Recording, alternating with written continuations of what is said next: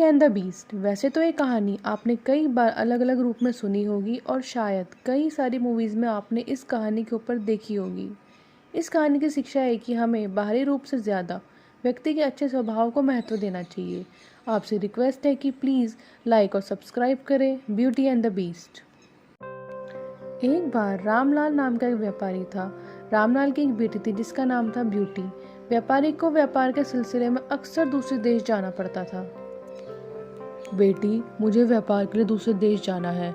आप घर का ध्यान रखना और ये बताओ कि आपके लिए परदेश से क्या लाऊं। पिताजी, आप व्यापार में ध्यान देना और अगर हो सके तो मेरे लिए एक गुलाब का फूल ले आना। ठीक है बेटी।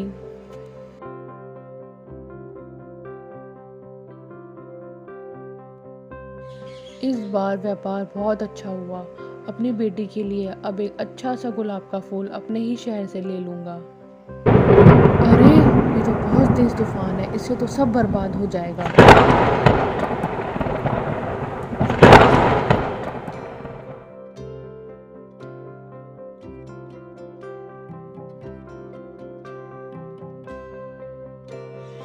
ये मैं कहाँ आ गया? इस महल में जाकर रास्ता पूछ लेता हूँ।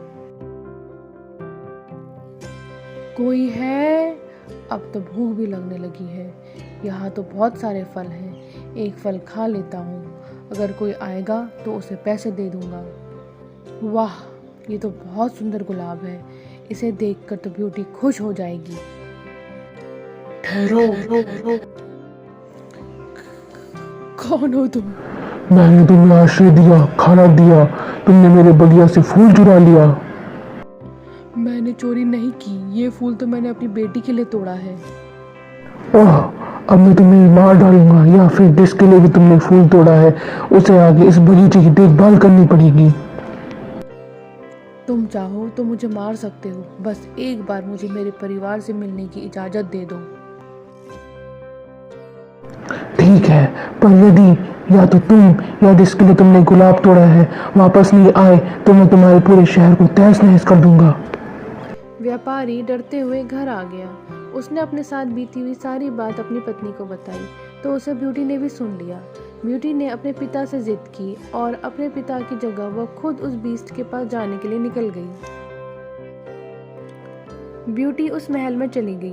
बीस्ट का डरावना सा रूप देखकर पहले तो वो डर गई, लेकिन बीस्ट ने उसका स्वागत किया, सबसे सुंदर कमरा उसे रहने को दिया और उसे अच्छे से रखने लगा। धीरे धीरे दोनों एक दूसरे के साथ अच्छा समय बिताने लगे।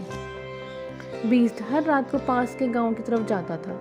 एक बार ब्यूटी ने उसका पीछा किया तो पाया कि वह पास के गांव के मुखिया से मिलता था, उसे धन और अपने बगीचे के फल व सब्जियां दे रहा था। यदि आप गांव वालों की मदद न करते तो ये गांव कब का उजड़ जाता। आपके द्वारा दिए गए धन से गांव के युवक अपनी पढ़ाई कर पाते हैं।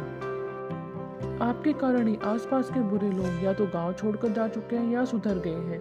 आप हमारे लिए ईश्वर के भेजे हुए दूत हैं। मुखिया जी, मैं बस अपना कर्तव्य निभा रहा हूँ, शायद उस ईश्वर को मुझ पर भी दया आ जाए। ब्यूटी जान गई थी कि बीस्ट देखने में भले ही क्रूर हो, लेकिन वह दिल का बहुत ही नेक और दयालु है। वहीं बीस्ट को ब्यूटी से प्यार हो गया था।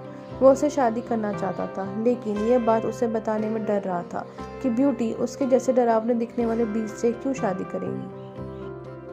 कल मेरा जन्मदिन है, अगर आप कहें तो मैं अपने घर वालों से मिलकर आ जाऊं। शाम तक वापस आ जाऊंगी। ठीक है।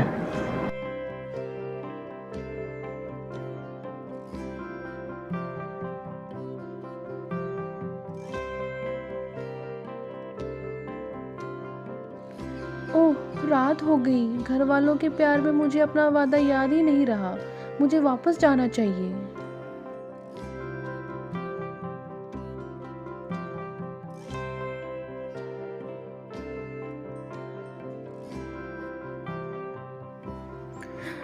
ये आपको क्या हो गया? मुझे माफ कर दीजिए, आप ठीक हो जाइए, मैं आपसे प्रेम करती हूँ। आप कौन हो? बहुत समय पहले मैं इस राज्य का राजकुमार था। मैंने अपनी युवावस्था और ताकत के नशे में एक साधु का अपमान कर दिया था। साधु के श्राप पर मैं बीस्ट के रूप में बदल गया। पर मेरी प्रार्थना में उन्होंने कहा कि जब कोई लड़की मुझे मेरे इस राक्षस के रूप में प्यार करेगी, सूरत की जगह मेरे गुणों को पसंद करेगी, तभी मुझे मेरा असली रूप मिलेगा। सदियां बीत गई, पर आज हजारों वर्षों के बाद तुमने मुझसे प्रेम किया, इसलिए मैं वापस अपने रूप में आ गया। इसके बाद बीस्ट और ब्यूटी मतलब राजकुमार ने विवाह कर लिया और खुशी खुशी अपना जीवन निर्वाह करने लगे। तो दोस्तों, आपको कैसी लगी ये कहानी कमेंट कर ज़रूर बताएं तथा वीडियो को लाइक करें, शेयर करें तथा चैनल को सब्सक्राइब करना ना भूलें। धन्यवाद।